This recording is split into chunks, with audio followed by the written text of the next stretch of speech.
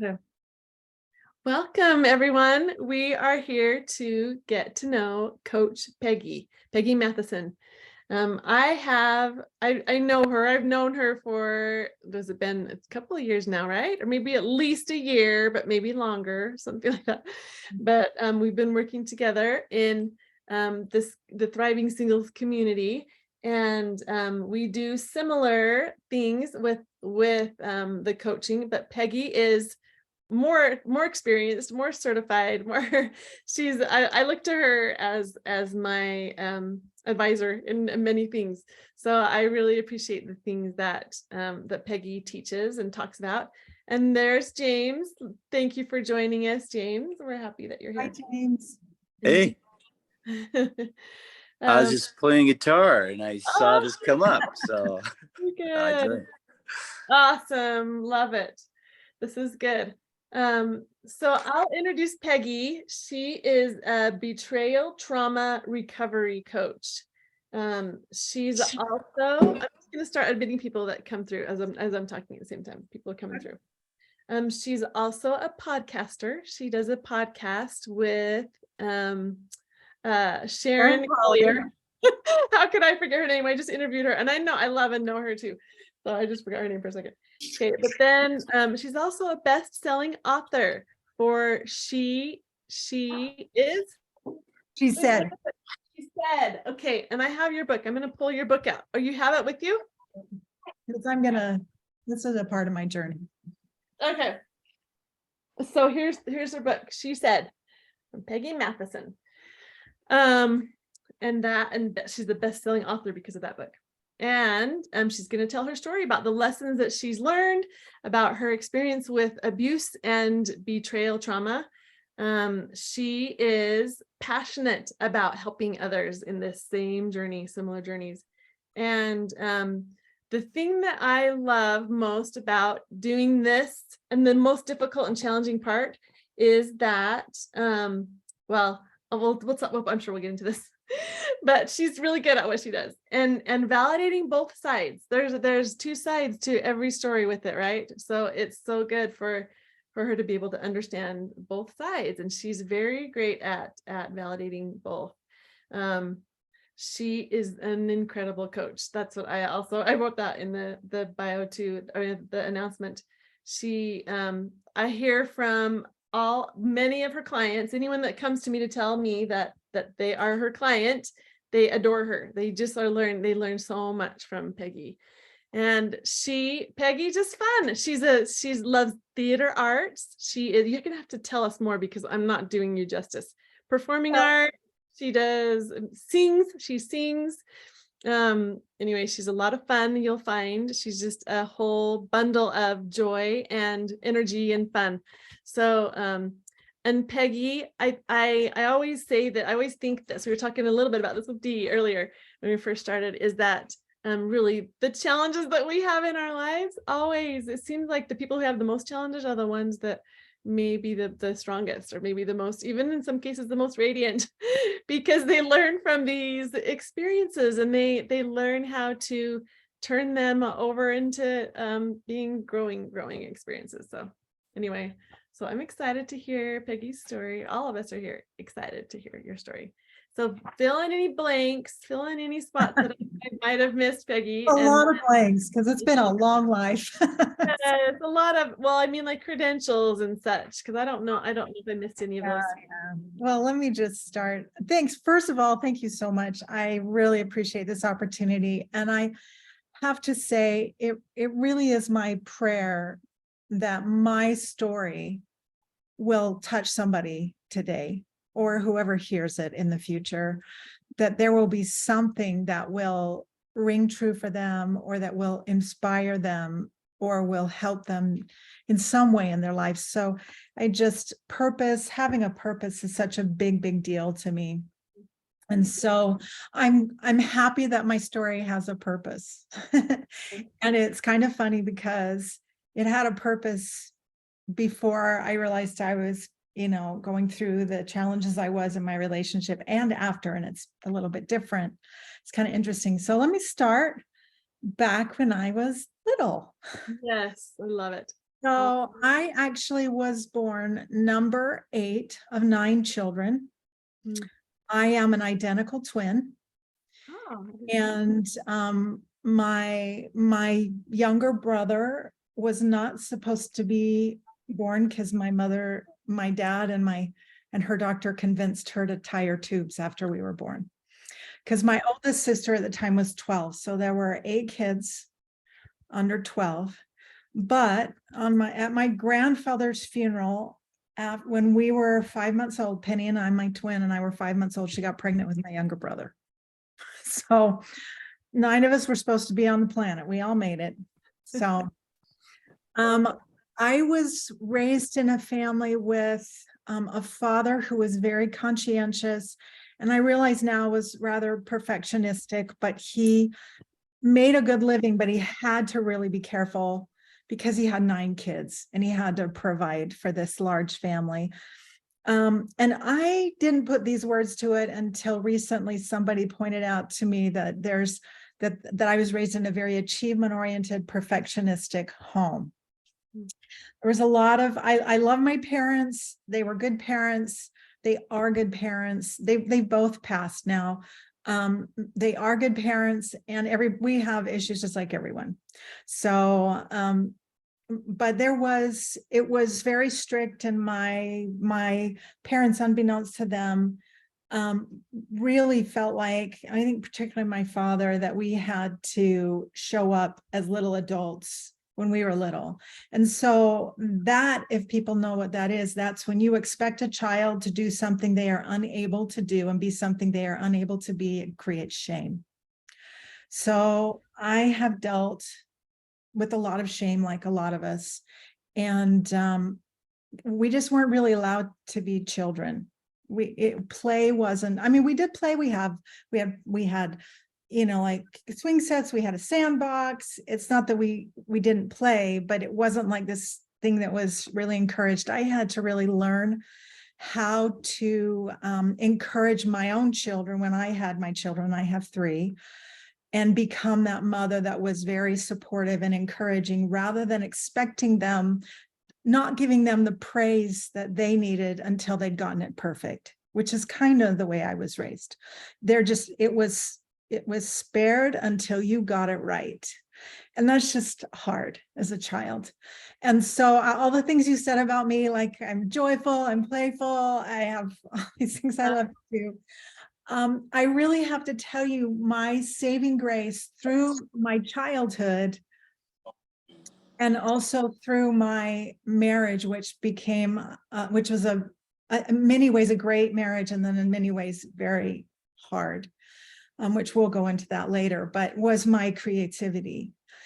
And as a little girl, I was born in Brigham City, Utah, and when we were 6, my family moved to St. Louis, but I was taking dance lessons from this just lovely teacher that I even remember. I remember pictures. It was just, she was the perfect dance teacher for little children. And I just had this dream of dancing. I just had this vision of dancing, and I just loved it. And unfortunately, when we moved to St. Louis, it never quite transferred over. I had dance classes and stuff, but the joy wasn't quite there. But when I was 8, well, first of all, let me go back to, I want to tell you about a recurring dream for me that I had when I was a girl. And I was in my bedroom, and there were probably several other beds in the bedroom. And I remember it was a nightmare for me. And I was lying in the bed, and I remember I was right up against the wall, and I was facing away from the wall. And I felt like if I moved, there was a man in like medieval armor, like with a helmet and everything on, with a spear, that was right there. And I was so scared, because if I moved, he was going to touch my shoulder. Like I couldn't move. Wow. And it was just this fear of moving. Oh, yeah. So ironic, because movement is my happy place, and the movement is what I do to release, and, dance is a big deal for me. even Mm. today. So, so that was a recurring dream. And it wasn't until I started doing a lot of my healing work later that I realized that that was a manifestation of feeling very contained, Oh, restricted, uh, and even so, right and wrong was a big deal. I mean, as we got older, there were discussions about what's right and what's wrong, and it was just this huge deal. A lot of judgment, a lot of, I mean, there were a lot of great things too. I'm just telling you the hard stuff because that's what I had to overcome. So when I was 8, my older sister played the piano, and all of us girls, she gathered us around the piano and taught us harmonies. And we started singing together. So at 8, I started singing harmonies with my sister. nice. Sister. Wow. So, and then at 12 or at 13, I started taking voice lessons and had the opportunity to sing my first solo in church. I was raised in the Church of Jesus Christ of Latter-day Saints, baptized in the church, and I sang my first solo to a lot of praise, which was wonderful. And then I ended up being on the pom-pom team, and I ended up being in the High School Musical, and then I ended up going to BYU and getting a degree in musical theater performance. Oh, fun. Yeah. So I really feel like through all those years, that creativity really is part of what saved me. It's part of what really helped me to blossom. But it was scary because I had to constantly, anybody who's never auditioned or done acting as as a job, it's hard to maybe to comprehend that half the job is going out to try and get the job. So it's always auditioning, always putting yourself out there, always preparing. It's kind of like always rewriting your resume, always preparing the right song, the right monologue, the right all of that. So it's not for the faint of heart. Yeah. So Sounds like it. anyway, so where do I go from here? So I really felt like I really wanted to become my best self, and I really didn't feel like I was good enough when I got married. So I met the man I was married to my second to last year. No, actually, was it my last year of BYU? Anyway, so we got married. We met and we married, and I thought about this. I thought about how much I should talk about this, but it's pretty much a big deal. A big part of my story is him. So we got married, and I knew when I was 12 that I would know the man I was going to marry when I met him. And there's something in our church called a patriarchal blessing, which kind of is like a guide, a blueprint for your life, kind of for your life. And it did confirm that in my blessing. And so I met and married him within 6 months. And I knew he was the man for me. I knew we were supposed to be together. I had some really powerful experiences around that. And I was in heaven.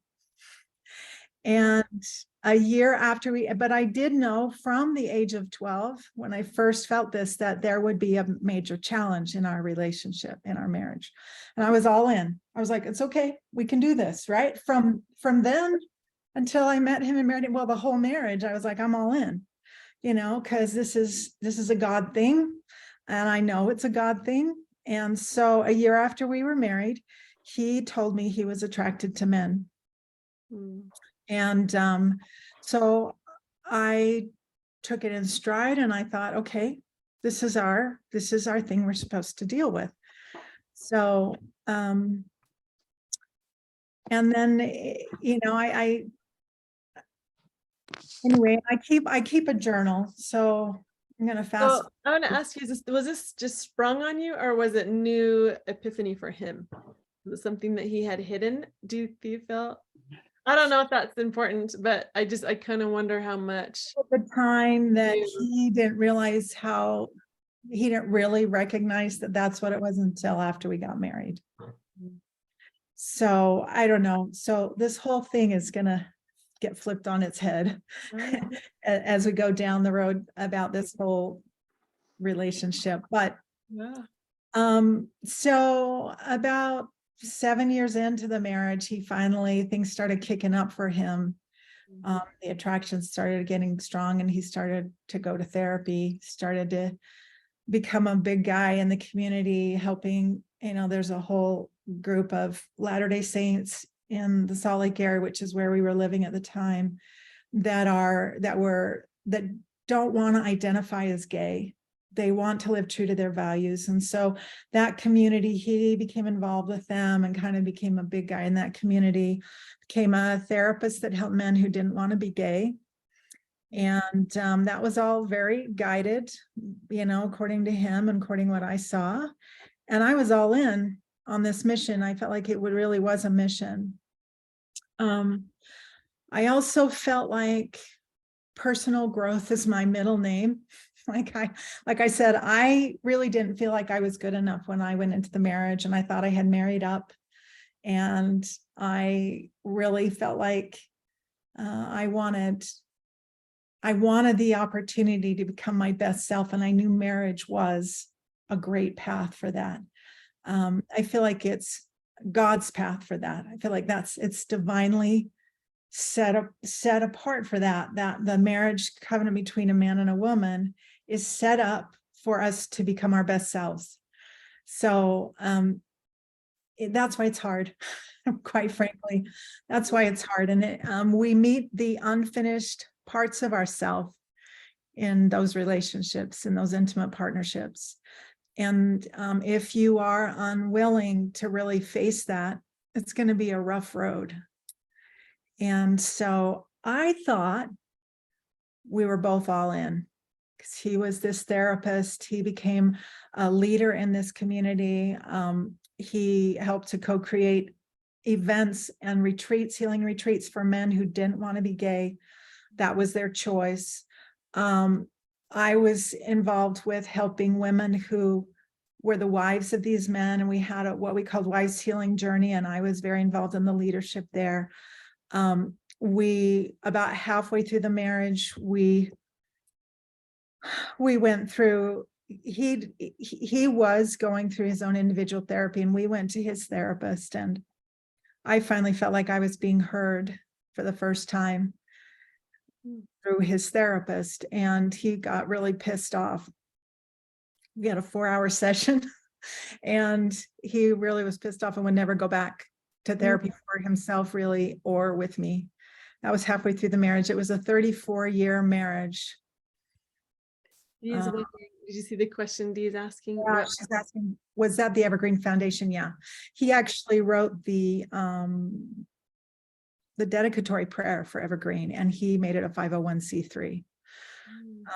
So yeah, so Deanne, you know about that. So anyway, so fast forward, we had 3 children, and I've journaled all of this. Well, much of it. I have journals from over the years, and I'm really grateful for it. That was something that we were encouraged to do as young women. And I will tell you that has been such a comfort to me to have that documented. And I used to laugh and tell David's the man I was married to, I used to laugh and tell him, because he didn't really keep a journal regularly. I said, when people ask us about, the history of us together, I said, you're not going to have any say, because mine's going to be documented. So I've got the last word, so to speak. Anyway, in the meantime, about halfway through the marriage, actually, we were really struggling. We went in and out of really struggling. Merry Christmas. Hi, Merry Christmas. Oh, do you know Mary? She's a dear friend of mine. I know. I love her. Hi, everybody. Ruth, Eric, and Sharon, thanks for coming. So halfway through the marriage, we were living in New Jersey, and he was a therapist at the time. He was a therapist pretty much the whole time we were married, once he got his degree and everything. And he came to me and he said, I don't want to be married to you the way you are. Now, I found out after we divorced that at that particular time, he was in love. I found this out after we were divorced. That at that time, halfway through the marriage, he was in love with his best friend. And so I, in hindsight, look back and go, oh, well, that was him transferring, doing, manipulating me. Oh. Him wanting me to change and saying it was, he didn't want to be married to me the way I was, wanting me to change and do what I needed to do. But behind my back, he was actually in love with someone else. So, but it did trigger me because like I said, I want to become my best self, and I'm willing. And like so many women, we turn inward and we go, oh, what can I do? What is it about me? What can I do to change? Which can be a really a big challenge when you're in a relationship where you're not realizing that you're being abused, that you're being manipulated and controlled. So, but I looked at myself and I was like, you know what? I do want to change. And I knew that therapy was a slow boat to China. And that's what the man I was married to did. And I had a friend who had been in a wheelchair for 4 years by the time she was in her 30s, and was struggling to figure out, they were struggling to figure out what was wrong with her. And she had gone to this thing called a Journey Intensive, which is a 2-day retreat to teach you how to do some healing work. And she did this, and it's called process work. It's the guided meditation work that I now do, but it took her 2 weeks to get out of the wheelchair using that process. And she'd been sick for probably 10 years, but she'd been in the wheelchair for 4. And this is what got her out of the wheelchair. And so I was like, I'm going to try this. So I went to my first Journey Intensive, a 2-day event, and I was really skeptical. It was meditation. It was kind of some of this woo-woo stuff, but I found 2 things that I could hang my hat on. And that was, number one, it's based on the idea that we are divine beings. And number 2, the forgiveness process is a big part of it. And that's accessing the atonement of Jesus Christ. So I'm like, okay, I can buy into this. I'm a divine being, and I do believe in this. And so I did that. And a month later, I did another retreat, which is the next advanced retreat, which was a 3-day retreat. And by this time, I was struggling with the biggest pain at the time was I felt, and even though my husband said to me, I don't want to be married to you the way you are. The biggest pain was I felt like I had this invisible wall between me and my loved ones, between me and my kids, me and my husband, me and my friends. I could see other people had connections that I longed for, and I couldn't seem to access. So after, I don't know, it was a month or 6 weeks after starting to do this work, that wall started to move, and I could feel my way around it. I could see and start to get a sense of how to be that new kind of person. And so it just opened me right up. And I started helping other people. Within a few months, I was in New Jersey. My sister lived in New York, and she said, come up here. I've got people that they want you to do this process with them. So I went up, then I started working with people. And so within a year or so, I became certified in that process. It's called the Journey, and it's what I've been doing now for 16 years. And it's been really, really powerful work. So about 2009, so that whole certification is a year-long process, and it's like 9 modules. Some of them are 8 or 9 days long. They're in person. It's very intensive. and really life-changing. And so about 3 years after I started doing this, this poetry started coming out of me. And I had never said to myself, I want to be an author, but my deepest desire, this desire that I thought I could never have, was, oh my gosh, I want to be in that flow where that spirit or God or the music just comes into me. You know, you've heard people talk about writing a song and it just came, you know, and I'm like, I want the words and I want the music. And that was my deepest desire. And I didn't know if I could do that. But about 2009, this poetry started pouring out of me. And it really was from my healing work. And it's very joyful and it's very poignant, and it has really touched a lot of people. When I read it to them, they're like, oh my gosh. I mean, I just read it the other day. I read one of the poems the other day, which I'm happy to read here. And I read it for a couple of friends. I was at a book signing at a book event, an author's event. And my girlfriend just started to cry.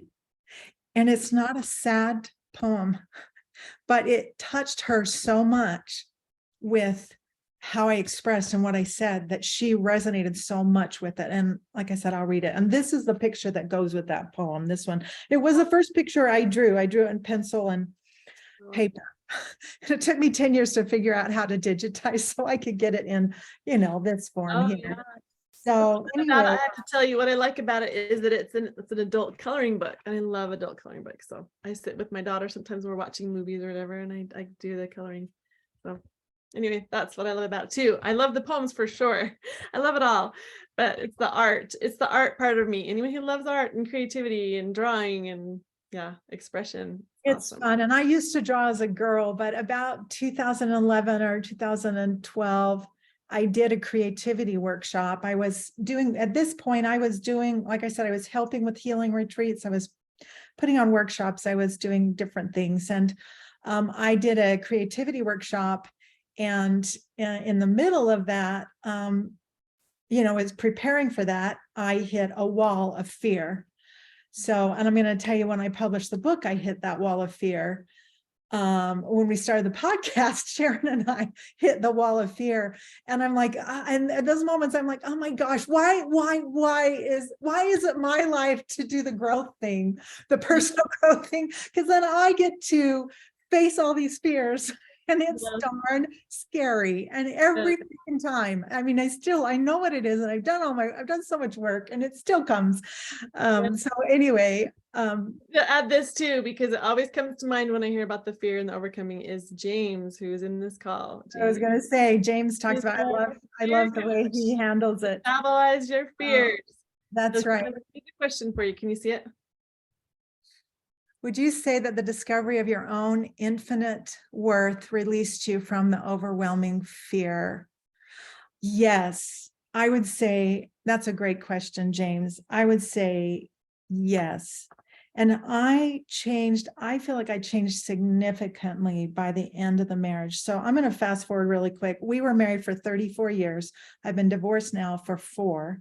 So, that process since has been an amazing process of discovery and understanding of what I have been through.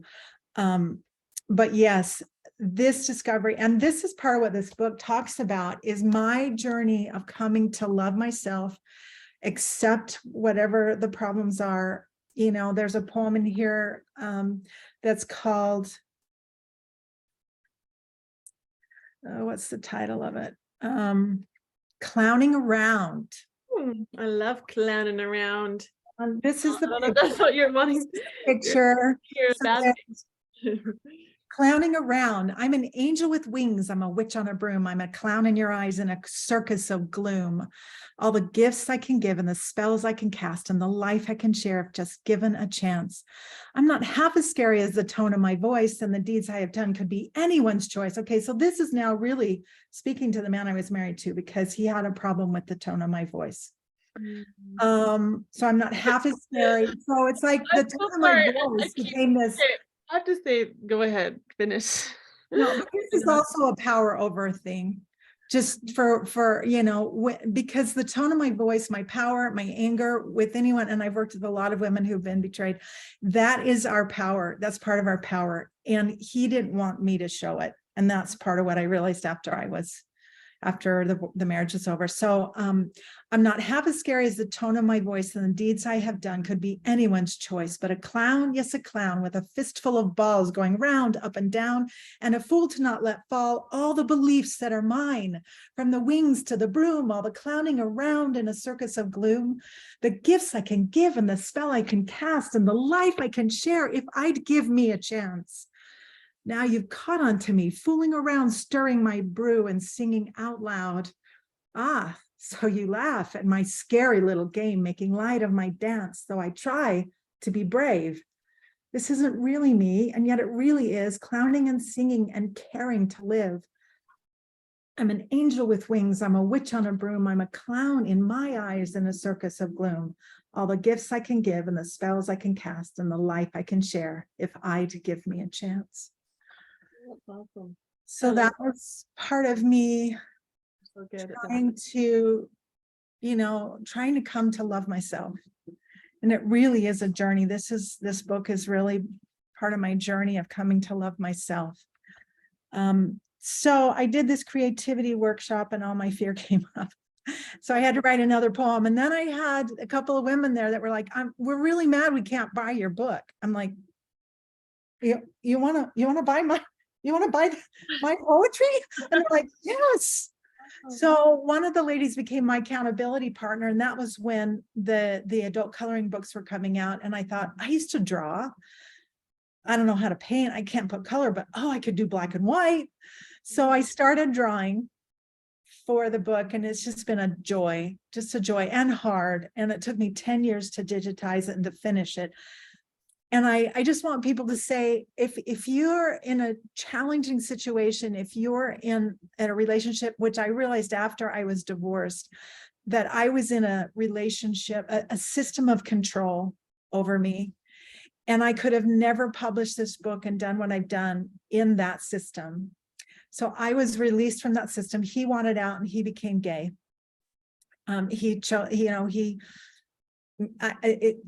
Not people don't like to hear me say he chose, but I know this man and I know the choices he made all along, the little things that he did all along, because he did have options. And there was a point where he said he didn't have any sexual attractions to men at all.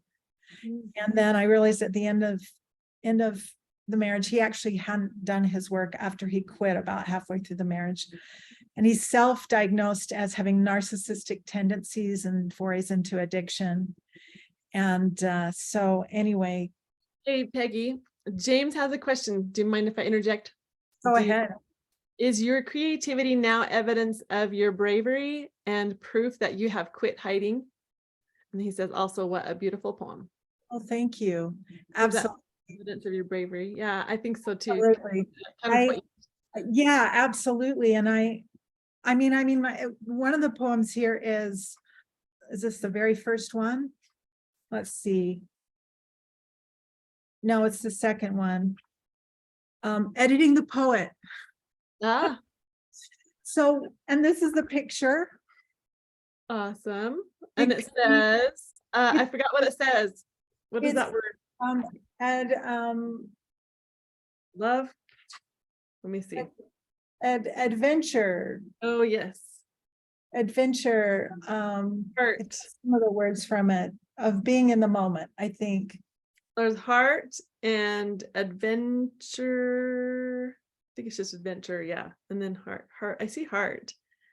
And then there's one other word I can't see. That has a Y and I don't know. Maybe that's not a word on the side. They're all words, and I Awesome. what words. I love it. It's awesome. And then when you color it, I bet when you color it, it'll stand out. Yes, it will. Yeah. So this is this poet. So when you're talking about fear and bravery, James, yes. And not hiding. Hiding's a big deal. And a lot of women do hide. And I have hidden, and I have to really be careful not to go into hiding again. I have to get out of my comfort zone and be seen. A lot of women, it's challenging for us to be seen because it's scary and we need to feel safe. So here I am editing the poet. What am I going to do now? Become a poet on paper? Then I have to move with my heart pounding and my eyes open. I mean, I choose to. I'll have to let you know how it goes. I mean, I'll let you know.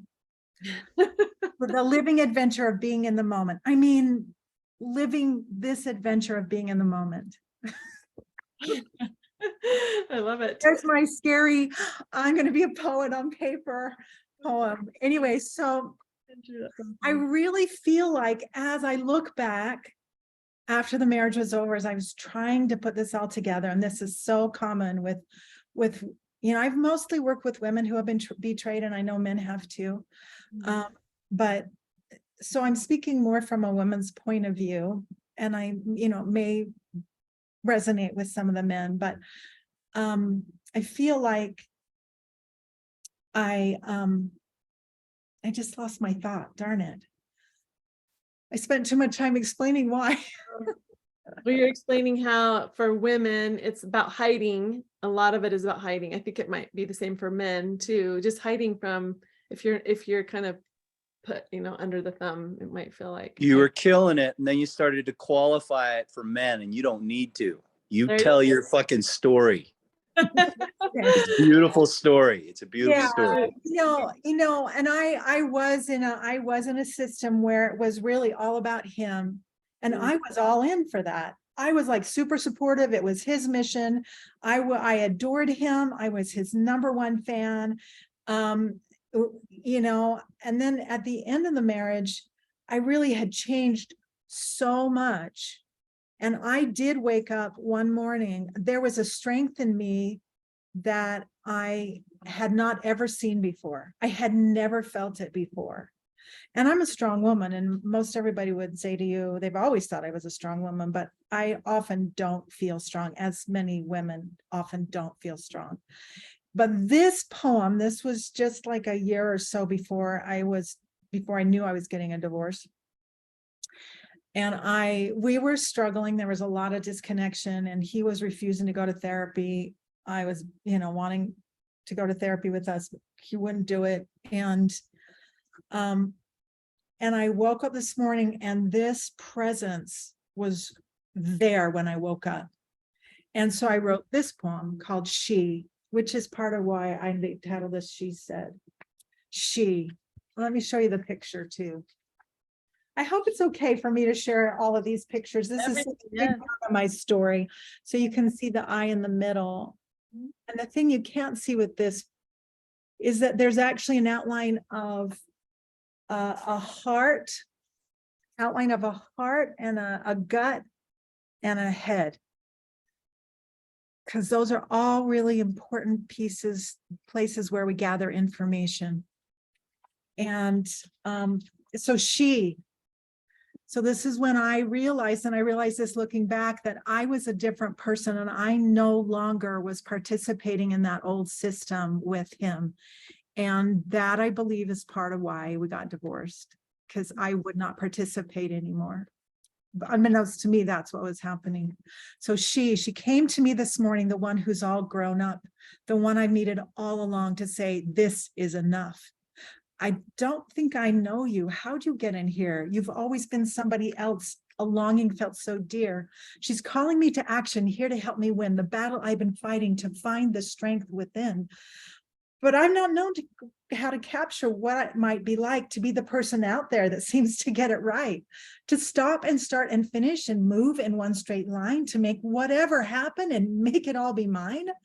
She came to me this morning, someone else's strong, so still and sure and steady, like she's been here all along. How did this ever happen? Was this the always plan? This wish, this want, this mystery came from foreign land? She came to me this morning and said to stop the whine. She said that I am ready to make my life be mine. It's not about the wish now, it's all about the do. My want and will have grown enough that I can follow through. She came to me this morning. I still don't understand. I know she's me, but can it be that she's my biggest fan? Yes. So I had grown enough to really get to this point. And so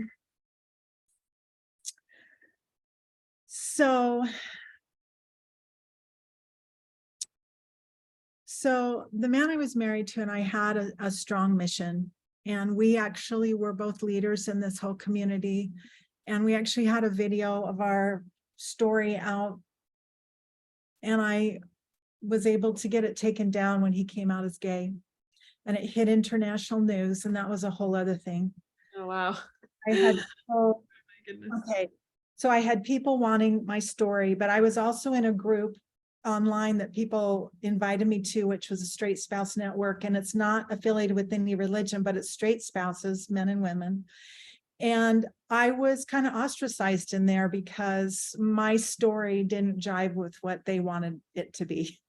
Mm. You know, my story isn't What that. did they want it to be? They want it to be happily ever after, or No, they wanted, they didn't want.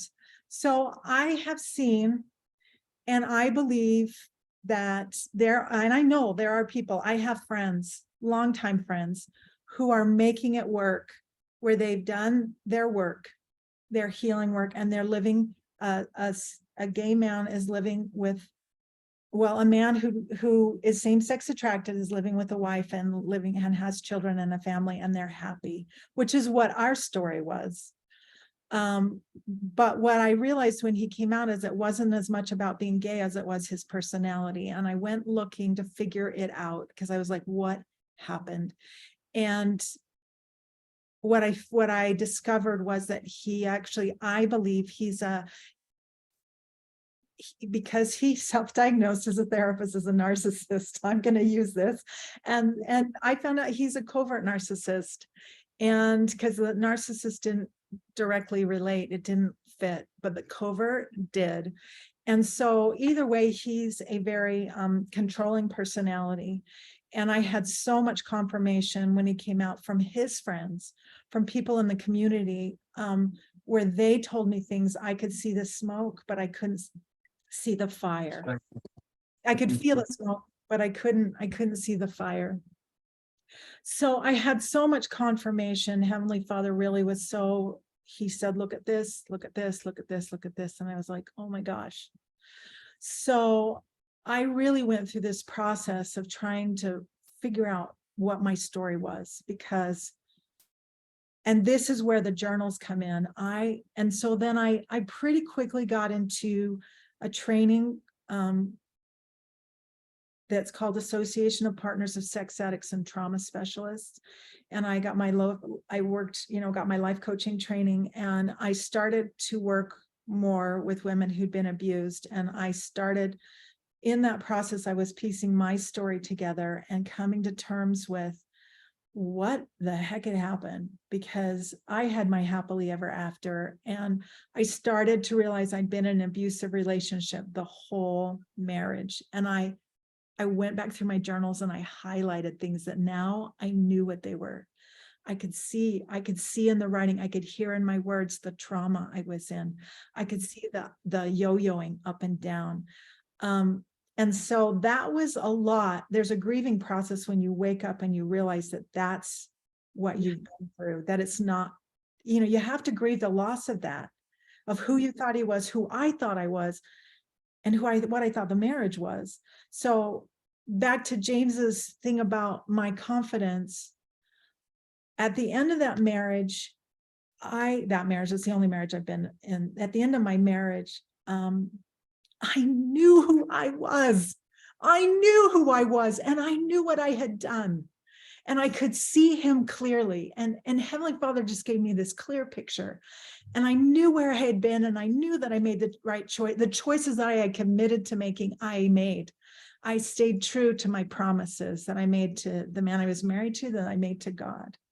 And so it really was kind of an interesting thing where I had so much confidence in a way, even as I was picking myself up off the floor, realizing all the trauma I'd been through and going through all of that. And so that's how I got into being a life coach, although I'd done a lot of healing work and helped people a long time. And I've been doing this restorative guided meditation for 16 years. And that when I got married and I started working with this betrayal trauma, I realized trauma was not a word that they used in my training and in all the years I worked in the journey doing this guided meditation. But as I started doing this work, I realized that's what we're doing. We're healing those moments that we get stuck in our heads, the right and the left brain, and we start to connect the dots, and it starts to process through, and you start to move out of that place and heal those deep places and the places that have been laid down in the unconscious. And this beautiful process brings them up because the body stores all of those memories, and it brings them up beautifully and gracefully, and you're resourced, and you tap into the higher self. And it's just this really beautiful, graceful way of finishing unfinished business from the past that's keeping you blocked.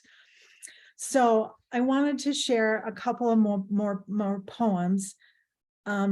Well, before I do that, so I have to tell you, so what happened was, as so many people know, when you're being abused and with the control and everything that was going on, everything hit the fan and hit the media about 20 days after our divorce.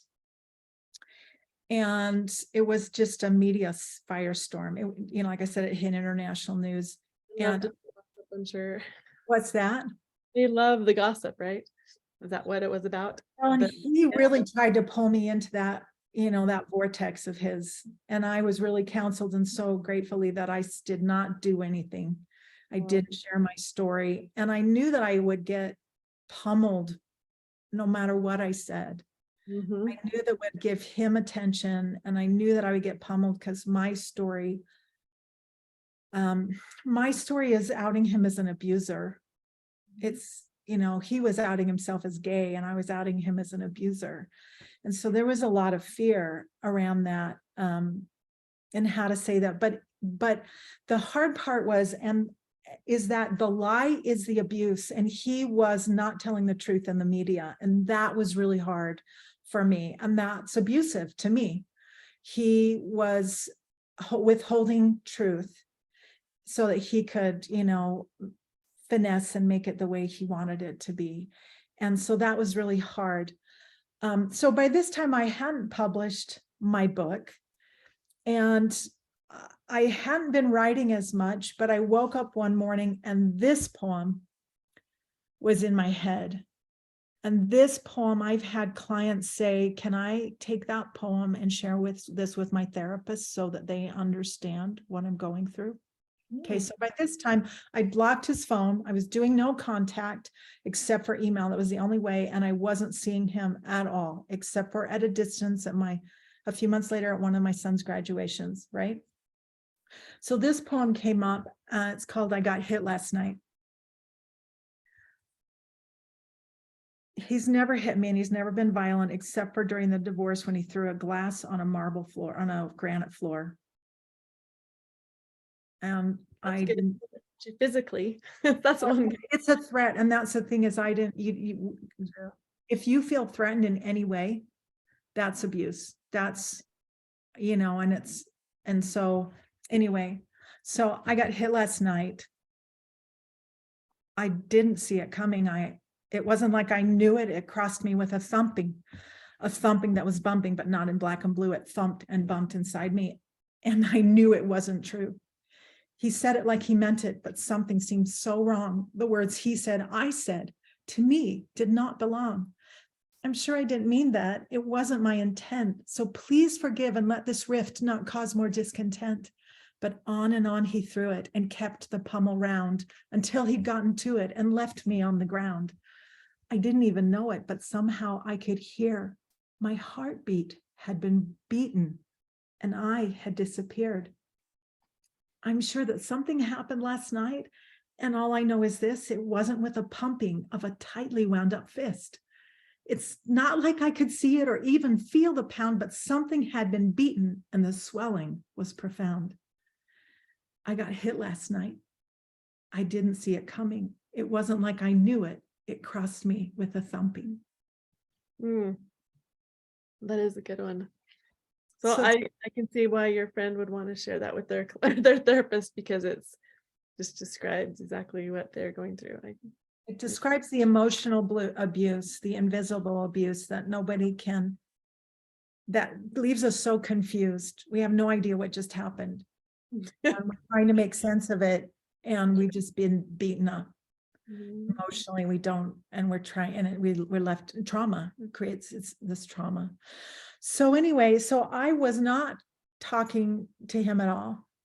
It just was abusive to me, his texting, and so we were divorced in 2018, and in the end of 2020, so 2 years later, I finally had was working with a publishing coach, a self-publishing coach, and I was going to publish this book.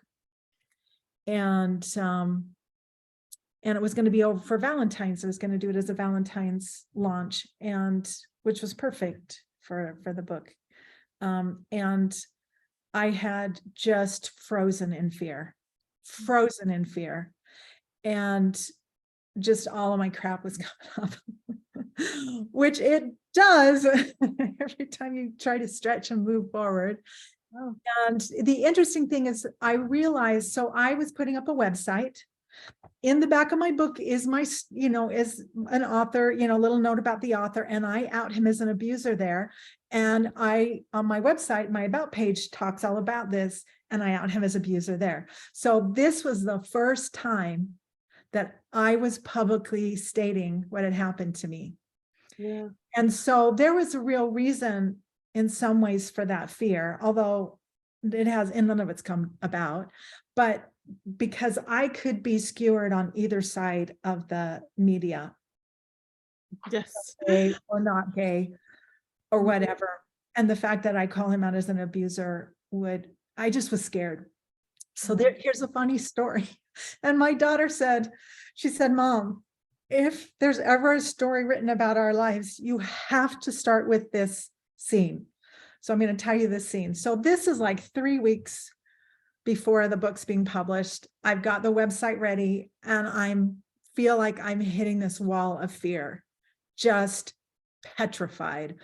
And it's Friday, and I'm like, okay, I'm just like, I just got to sit in this. I've got to feel this. I've got to acknowledge this is what's going on.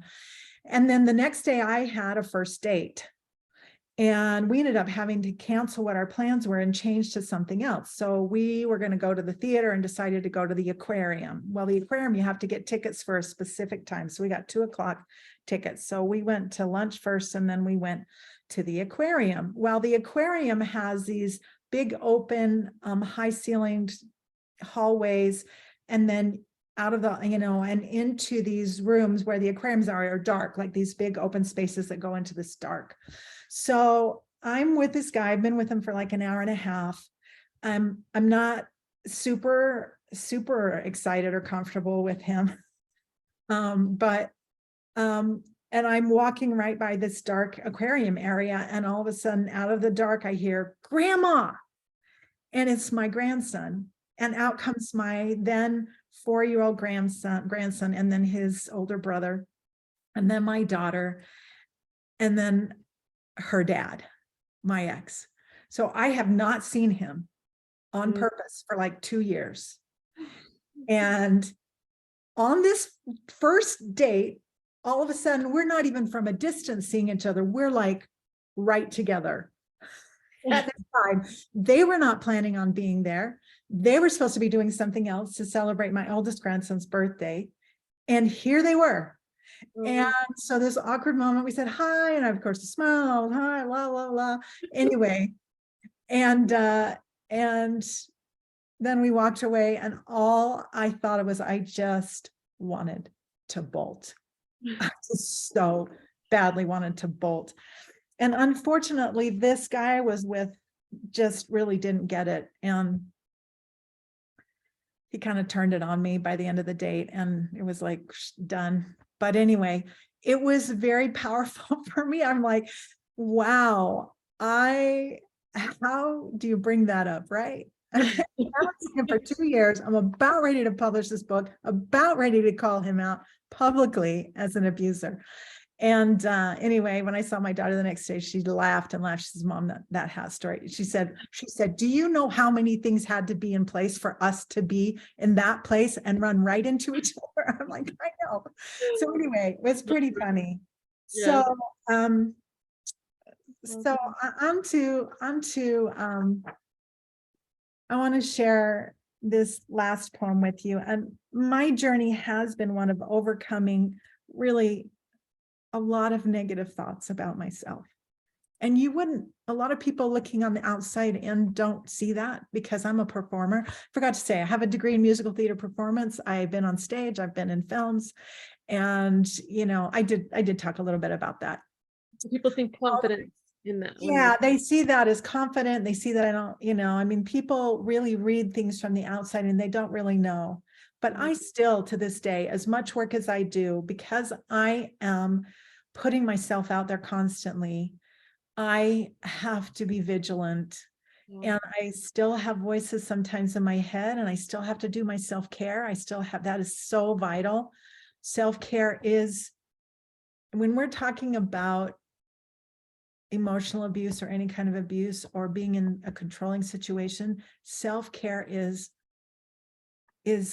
life-giving. It is absolutely essential. You have to take care of yourself. And there's a lot of different ways to do that and how to figure out how to do that and your values and everything. And I work with clients doing that a lot. It's such a huge piece of it. So I have to spend a lot of time, not a lot of time, but I have to be vigilant. I have to take care of myself. So, but this creativity is part of my self-care. Very good. And this opening into healing these wounds, and this little girl that I talked about that felt like so like that dream where she couldn't move, is now out playing. And this is a big part of what this book is she is playing. And there's a poem in there when I faced doing the creativity workshop called Stomp Stomp Wine Wine, where she came to me and she was so mad that I still had that little black bag on my back, that baggage I was carrying. And I'm like, I thought I'd gotten rid of it. And she's so mad because I wouldn't come out and play because I'm so worried, all this stuff. So anyway, so this tub of lard. So this is the picture on the front. Like I said, this was my very first one. Scared to death, didn't know if I could really draw, if I could do this and how to digitize. And anyway, this is the picture for Tub of Lard. Okay. This is the poem that I read to my friend just a couple of weeks ago, and she cried at the end. Okay, everybody, bring out your tissues. This resonates. This, I think, so resonates. Tub of lard. That's not me. But I have a thickness, sure as can be. It creeps on in and paints me fat, keeping me worried about all that.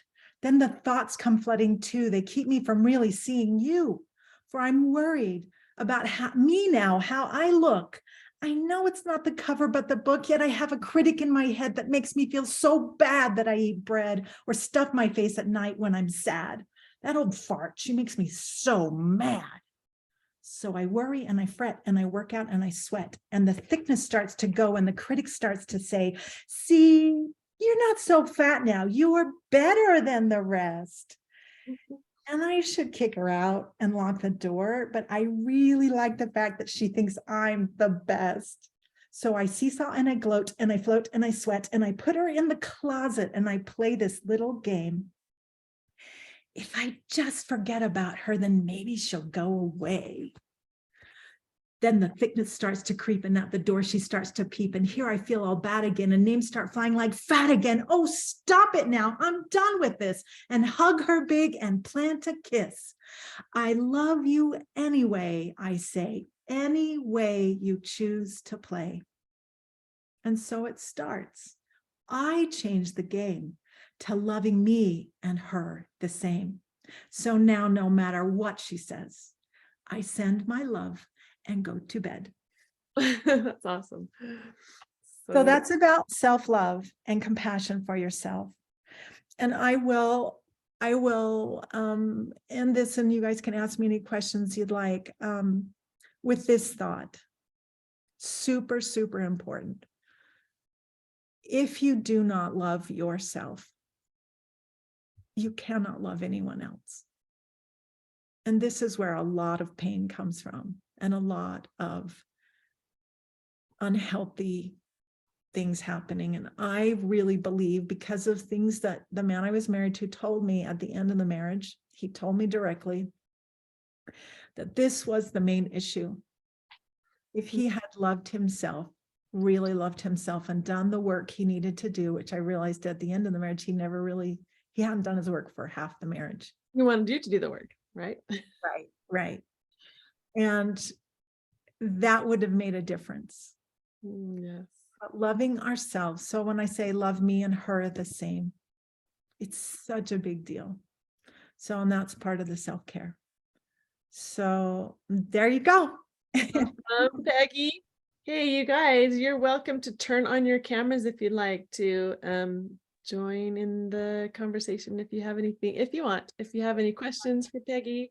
Thanks for the beautiful comments too. Thank you very much. Yeah. Yes. Yeah. Did you see all of them, Ruth? Yeah, Deanne and Ruthie. Yeah, thank you so much. So very good. Does anyone have any?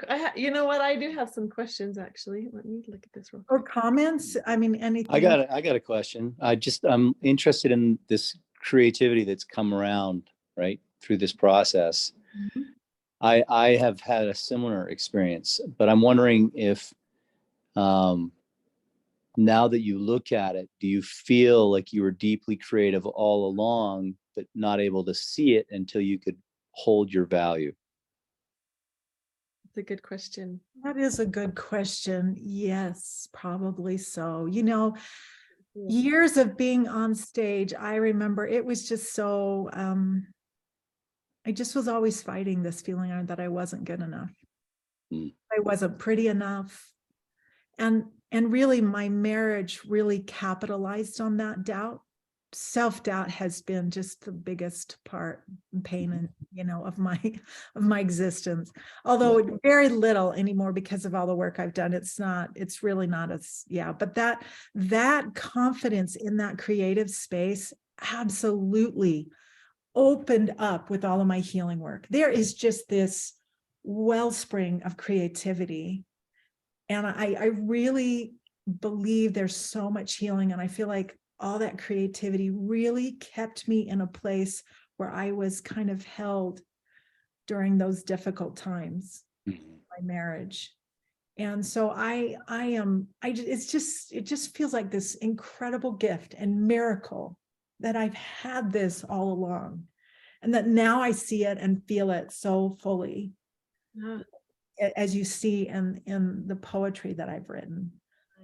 But everybody can have that. I mean, this joy is possible. It's possible. We don't have to be holding on to these old stuff. We don't have to be afraid all the time. And fear looks like different things depending on, it can look like control and not fear. So but when you're in the middle of it, you don't see it as control, do you? You see it as, no, not really. Yeah. Thanks, Hopefully. You can see past that. Yeah. Good. Very good, Peggy. Oh, I was just thinking of all the things that you were saying in the poems and stuff. You provided so much good stuff, golden stuff that we can go back and watch it and make clips of it and share it. I think it was so fun that you share every piece that you shared was so valuable, and just grateful that you shared that. So good. So I want to ask you, and Sharon may have some questions. I don't know. Sharon knows you well. With your podcast that you guys do each week. I am a little curious about what you do with people women and men. I know you work with women and men. Can you just explain a little bit about some of the guided meditation? What does that look like? How does that help people? That kind of thing. That would be interesting, because we just did a podcast this week, episode 23 of the Date to Your Potential podcast with Sharon Collier and myself. where I explained why this guided meditation works that I do. And then I have you go through a very short one that's not like what I do in individual or group sessions, which, by the way, I am starting group sessions for men and women for a 6-week group session, December 7th. So I will be giving you that link when I've got the Eventbrite. Yes, do that. There's going to be a separate group for men and a separate one for women, and it will be guided meditation. And I found out that it can be really powerful to do it in a group, not as much detail as when we do it individually. So this is what the guided meditation looks like. So it's just really getting you into a place where you're focusing on your breathing, relaxing. That relaxation is such an important part of getting your brain to the right wavelength, which is the lower theta, upper theta, lower beta alpha state. And you use imagery, and I guide you through imagery, or I work with you with what's kinesthetically, what's going on in your body, what's the feeling, what's the emotion, and we can go, and they're combined. So the reason that, and so it takes about, I call them processes that work that are about 30 minutes long. And then I have some that are like an hour and 15 or an hour and 30, depending on you and just different things. But we usually do, it's at an hour and a half session. It usually gives us time to coach and talk and get into it and figure out what the intention is and what we're going to dive into. And sometimes we don't know it all. So their body keeps a record of your life. So we access all of that through the guided meditation. So you get into a relaxed state, and I start guiding you through a visualization and using the 5 senses. And usually it's the kinesthetic, auditory, hearing, and then the visual. That those 3 are the main ones. So kinesthetic is feeling, sensing, all of that. That is the language of the non-conscious mind. So I've been trained on how to help you access that and to work with you based on your primary sense. Most of us have a favored sense and then a secondary one as well. So, so then we go through this meditation, and usually it brings up a memory, and often it's a surprise because the conscious mind doesn't know. It's a deeper self that it's coming up from deeper inside of you. And I want to say that in all the years I have done this, which is 16 years, I have never seen it bring up a memory that the person wasn't ready to deal with. So the body knows. We have such this incredible tool in our bodies. The body knows what you're ready to let go of. And so it of course comes off in layers, but it's so much faster and so much more holistic than like talk therapy. Now I love talk therapy. I think it has its place. I have a therapist myself. When I need, I go. But it just is, it's this particular process is, to me, is deeply spiritual and also very holistic. And it's faster because you don't have to go through the thinking mind. You go to the deeper part of you where it's all laid down, where the beliefs and the patterns are there, right? So, and there's also, like I said, there's almost always, there's some kind of forgiveness that happens, and that is accessing the atonement. And it might be just forgiveness for a small thing, or it might be a big thing. I mean, I have ways of helping you through that. So if you're worried that you don't know how to forgive, don't worry about it. We can work with that. So, but this forgiveness is so freeing. So, and you release and you let go, and there's visualizations we do resourcing, there's beliefs that come up and changing those belief patterns. There's also your higher self that we invite to come and to have this conversation that's needed. Usually there's words that haven't been said or unfinished business, like I said. And then there's a shift. You can feel the shift or you can see it. And what I tell people is, some people will go, but I don't believe this. And I said, can you see it? Well, yeah, I can see that it's gone or that it's whatever it is. and the words did come up, and yes, I said, okay, that's all we need. You don't have to believe it, because the deeper part of you is doing it outside of your conscious mind, and the conscious mind is the one that's trying to protect you. And we love that, but we put it to the side while we do this and tap into that deeper knowing part of you. And it's just amazing. I mean, I've had clients that have said to me, you have changed the trajectory of my life. Clients who have been in severe control and abuse, even a trafficking sort of a situation. And then I have recent clients who've been in the singles world who come to me with, like, they can't let go of a girlfriend, and within a few processes, they've got a new girlfriend, and like their life is, they've moved forward, right? In something that they've been stuck in for months and even years. And it's just, I just love it. I am the kind of person that I need to know that what I do is viable. It is helping people. It does work. And I can tell you, I've done this for 16 years and it does work. So, And yes, that she was saying she does these, she's doing some December 6th, you said it starts. And Yeah. it's, tell us a little more about that. And then, and I can let you go. We can put it in the group, but that was one thing that I thought would be helpful for anyone that wants that resource.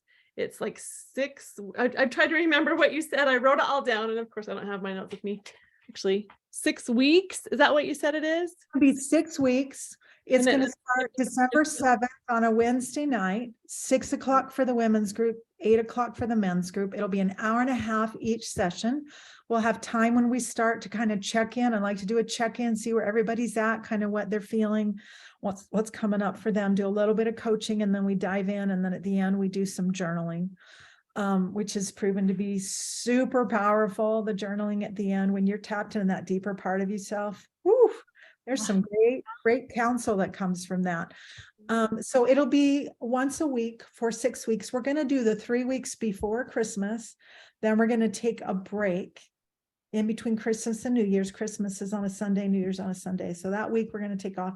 And then we're going to do 3 at the beginning of the new year. So it's going to be a great way to transition, let go of the past, open into something new for the new year. So it'll be 6 weeks like that. Yeah. And if you bring a friend, I'm doing a 2-for-1. So if you want to get a really great price, bring a friend. And it can be someone of the opposite sex. You'll just put them in the other group. So yeah, did that answer? Yes, it did. I'm making notes, but then I will also want you to share with me any links or whatever that I can pass on. I'll do that. Thanks you guys so much for joining us. And Peggy, thank you for being willing to share that. I think the reason that that I love about it the most is that it helps us to figure out ways that we can relate with you. And then I believe that in understanding and getting in tune with our stories, that we get to understand ourselves. And even listening to you, the things that you've shared tonight, and James said, thanks, Peggy. Thanks. The things that I heard from you tonight, some things were coming up for me that I didn't know, that I definitely know that there's some stuff hidden inside there. I feel a guard. I feel a wall. I feel the pain, but I have some kind of guard in front of it that's keeping Good awareness. Yes. Was the first step. That's good. And then the willingness to do what you need to do to get past that. The willingness, that's the next step. Willingness, yes. Well, that's the thing. And that's what I would be nervous about, is diving into it. But it's what's where the healing would be, right? It's not going to kill me. If you were talking about doing the guided meditation, there's all kinds of safety nets put in place, already in place. So the way that's scripted, the way that I do it, the tools that I have, it's already in place. But what is the worst thing that can happen? I guess I'm thinking, that's just emotion. Nothing bad, Sherry. I've done the worst kinds of trauma recovery stuff, and this is one of the better ones. You get to a place of peace without the pain of like really confronting stuff. It really does go right to your subconscious. Awesome. I love what you're doing, Peggy. Thanks. Can I give it a plug too, really fast? I look like a Walmart person today, so I'm not going to get on camera. But if you do, I think I'm in a Walmart blanket. if if you could only see. But if you do the group is a great place to start. If you want to start doing guided Yeah. meditation, the group is just a really good place to start. That'd be I just want to worse, plug that opening because up a I've done both. activity. I've done both with Peggy. She's Okay. fantastic. Thanks, thanks, Sharon. Yeah, You're welcome. that's good. That's good. That's really good. Yeah. I don't know that I'm afraid of anything. It's just that's definitely feelings that I haven't, that I'm not used to confront. I'm not used to feeling. And so anyway. That's geez. good. It's bringing stuff up for you, which is important. It's Yeah. important to listen to that and to go, oh, Shut it down. curious. Yeah. Okay, everyone, have a good night. And I can stay on for a few minutes if anyone, everyone that has to leave can leave. Anyone who wants to chat for minutes can do that. I'm always up for chatting. Merry Christmas. She's my friend from American Fork. I love her name. You might have even, Peggy, you might have even been on a call with her. Did you do the vision board call? Ah, no, I missed that. Okay. There's Mary. Hi. It's good to see you. So Mary, I just remembered. Oh my gosh, I need to send you a letter. Is it too late? Oh my gosh. Oh, no, I'm trying to get it all by tomorrow, but Okay, even good. if I don't, Okay, it's no. not the next day, you know? I see. So Yeah, she's gonna be a chaplain. She's gonna apply to be a chaplain. Oh, awesome. So I have some people- friends that have done that. That is really rewarding work. Yeah, and I just remembered I need to get that letter. I want to get it. I want to get it. It's gonna be easy because it's the forefront of my mind. I'll do that. yeah. I mean, about how I feel about you and how I see you, and that's what it's easy. You're right. Yeah. Thank you, Mary. Let's good luck. You're welcome. Good job, Peggy. Thank you. Thanks, Mary. Appreciate it. Was this? Okay, and then there's Sharon is on here. She's not going to show her face either. I take it. She's my cousin. We're going to say no to that. Well, the other Sharon Miller. Sharon Collier and okay. Sharon Miller are both on here.